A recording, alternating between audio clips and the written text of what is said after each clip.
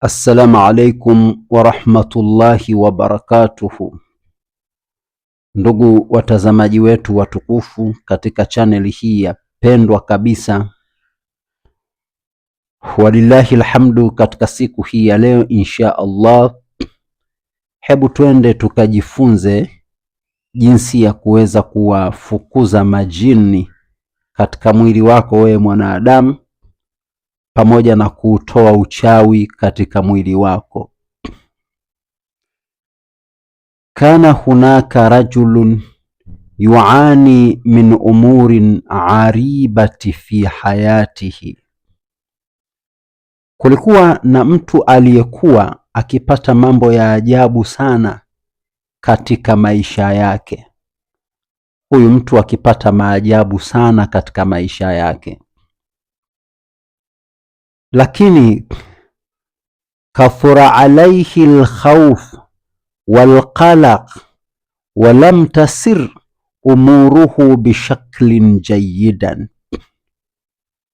Tunasema kwamba hofu na wasiwasi vilizidi sana kwa mtu huyu, tena na mambo yake hayakuwa yanaenda vizuri kabisa. Walam tasir umuruhu bishaklin jayidan, kila kitu kwake kinakwenda vibaya vibaya vibaya. Lakini faqila lahu la'allahu sihrun au massu min aljinni. Huyu mtu akaelezwa na baadhi ya watu na kuambiwa kwamba huenda kilichokupata wewe ni matatizo ya majini pamoja na uchawi. Manake ufanye juhudi ya kujitafutia tiba, kwa sababu unapokwenda hospitali unapimwa, hauoneshi ugonjwa, unapewa dawa, hauponi, unapatwa maradhi yasiyoeleweka, mashaka, wasiwasi, qalaka na vitu vingine mbali. Wewe bila ya shaka una uchawi pamoja na majini. Basi huyu bwana alipoambiwa hivyo, ulamaa wanatuambia ya kwamba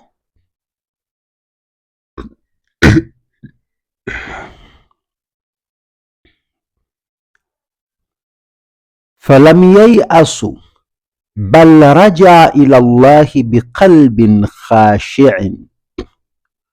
Huyu mtu hakukata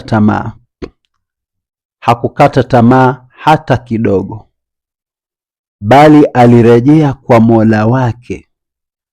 Yani aliendelea kurejea kwa Mola wake kwa moyo ule, biqalbin khashi', kwa hofu ya Allah, yani kwa kumwogopa Allah, kwa kumhofu Allah, akaendelea kubaki kwa Mola wake. Hapa tunamaanisha kwamba, aidha tunajifunza kwamba mtu yoyote anapopatwa na matatizo, basi umekwenda katika mahospitali, umefanya vipimo aina tofauti tofauti, lakini hujapata majawabu, hujapata majibu mazuri, basi usiende kwa watu wabaya, washirikina, wakaenda kukufanyia uongo na utapeli. Rejea kwa Mola wako, alafu fanza dua, aidha tekeleza yale ambayo Mungu ameyafunza, ili mradi uweze kupata shifaa iliyokuwa nzuri.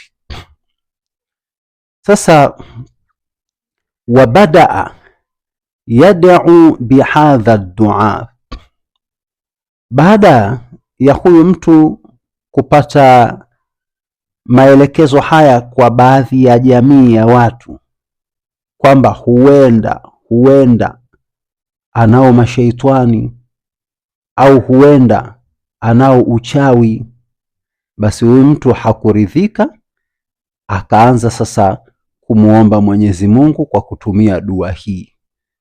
Ni dua gani huyu mtu alikuwa akiitumia katika kumwombea Allah? Huyu mtu aliamua kujiweka kifua mbele ya Mola wake, na akawa akaiomba dua hii kila siku. Inasema Allahumma rabban nasi adhhibil ba'sa washfini shifaan la yughadiru saqama. Allahumma abtul kulla sihrin wa akhrij kulla jinni wa shaitan wahfadhni bidhikrika wa qur'anika. Hii ndio ikawa dua yake mtu huyu anaisoma kila siku. Lakini mwisho kabisa, waj'al li min kulli dhiqin makhraja. Huu ndio mwisho wa dua hii. Naomba niisome dua hii taratibu ili tuende sambamba, tuende pamoja.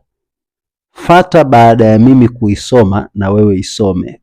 Inasema, Allahumma rabban nas. Sema na wewe. Adhhibil ba'sa. Na wewe sema. Washfi shifaan la yughadiru saqama. Sema baada yangu. Kisha Allahumma abtil kulla sihri. Na wewe sema. Wa akhrij kulla jinnin wa shaitan. Na wewe sema baada yangu. Wahfadhni bidhikrika wa qur'anika. Na wewe sema baada yangu. Sema maneno hayo. Waj'al li min kulli dhiqin makhraja. Naomba na wewe useme baada yangu. Hii ndiyo dua ambayo alikuwa akiisoma. Alikuwa akisoma mara ngapi?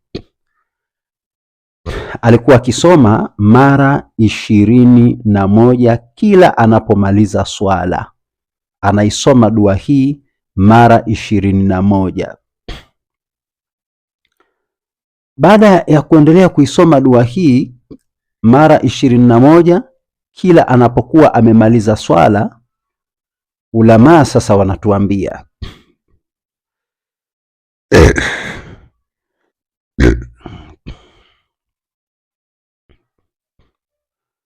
fama hiya illa ayyam hatta sha'ara birrahatin wasakinati. Haikupita siku nyingi huyu mtu akahisi faraja pamoja na utulivu wa hali ya juu sana. Maana yake kapona matatizo aliyokuwa nayo. Wa dhahaba anhu alkhawf, hofu ikamuondoka mtu huyu, akawa hana tena mashaka wala hofu.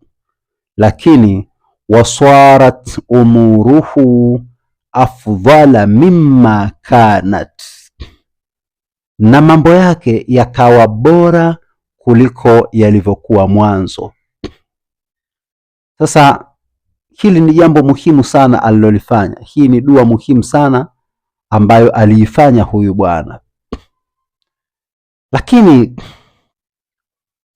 kitu kikubwa zaidi ambacho tunachokitaka kukuelekeza ni kuto kukata tamaa katika rehema ya Mungu.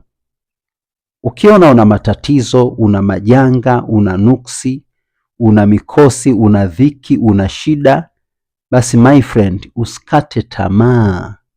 Wallahi, usipokata tamaa, Mungu atakupa, Mungu atakuneemesha, Mungu atakufariji kwa uwezo wake Allah. Mwisho kabisa, naomba pia nielekeze dawa moja nzuri sana kwa wale watu ambao wanasumbuliwa na majini pamoja na uchawi. Yoyote ambaye anasumbuliwa na majini pamoja na uchawi, baada ya maelezo hayo ya dua, sasa fata dawa hii ambayo hii ni mujarabu pia kwa kuondosha majini pamoja na uchawi. First aid, dawa nzuri sana hii.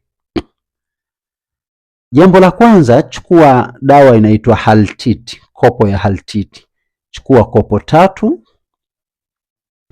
Alafu dawa hizi zitie katika chombo kimoja, zichanganye na unga wa kitunguu swaumu katika chombo kimoja. Weka dawa inaitwa tufaha aljinni, changanya kwa pamoja. Alafu weka unga wa mkunazi, changanya kwa pamoja. Ikoroge vizuri, kisha dawa hii kiasi fulani utaichanganya na mafuta, utakuwa unajipaka mwili mzima, na kiasi fulani utaikuwa unakunywa asubuhi na jioni kwa muda wa siku 21. Hakuna uchawi utakaobaki kwako, wala hakuna jini litakalobaki kwako. Mambo yatakuwa safi, mambo yatakuwa salama, na utafurahi mwenyewe katika maisha yako. Mwisho kabisa, naomba nikwambie usiache kusubscribe, usiache kushare, ili na ndugu zako wapate kujifunza haya ambayo tumekuwa tukiyafundisha insha Allah, na upate kujifunza mambo mengi katika chaneli yetu. Kufikia hapo, niseme kwamba usiache kuendelea kufuatilia darsa zetu. Wassalamu alaikum wa rahmatullahi wa barakatuhu.